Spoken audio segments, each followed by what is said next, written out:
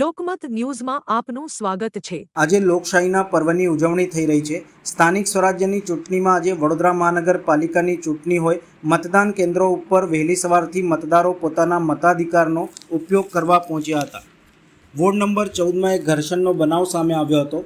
Ward number 14 કોંગ્રેસના ઉમેદવાર હેમાંગિની કોલેકરે આક્ષેપો સાથે જણાવ્યું હતું કે વોર્ડ નંબર 14માં લાઘારામ સ્કૂલમાં સેન્ટર આવેલ છે, પણ ભારતીય જનતા પાર્ટીના લોકોને ખબર પડી છે કે અમારા લોકોની હાર થઈ રહી છે, તો બધાને જે વોટિંગવાળા છે જબરજસ્તી એમના નંબર કહી એમને અંદર લઈ જાય છે, ધમકાવે છે અધિકારીને કે અમારા લોકોનું વોટિંગ કરાવવા દે।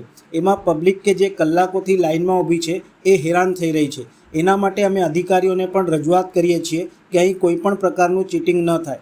સામા પક્ષે દીપિકાબેન પટનીએ જણાવ્યું હતું કે મતદાન કેન્દ્ર લાઘારામ સ્કૂલ છે, અહીં આ જગ્યાએ મોટેથી કેટલાક લોકો બૂમો પાડે છે કે 4 વોટ આપજો, 4 વોટ આપજો। એ સંદર્ભમાં હું અને અમારા પૂર્વ કાઉન્સિલર, જેમને અમે ઓથોરિટી એજન્ટ તરીકે આપેલી છે, 4 વોટ બોલવા સંદર્ભે પૂછતા ગમે તેવી રીતે તેઓએ અપશબ્દો બોલ્યા હતા, જેથી ઘર્ષણ સર્જાયું હતું। હાલ પોલીસવાળા આવ્યા છે અને પરિસ્થિતિ શાંત પડી છે।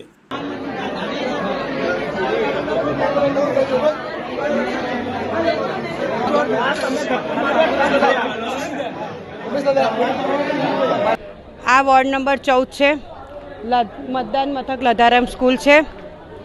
અહીં અગાડી જ્યાં ઉપરિયા એમ ક્લાસવાળા ચડીને મોટેથી બૂવો પાડે છે કે 4 વોટ આપજો, 4 વોટ આપજો।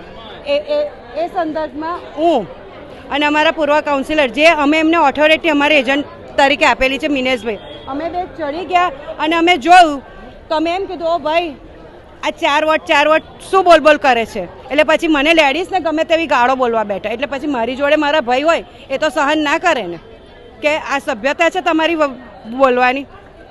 એ બધી ખોટી છે, એમની રણનીતિ છે કે અમે નાટક કરીએ ને તમે ચૂપચાપ સહન કરો।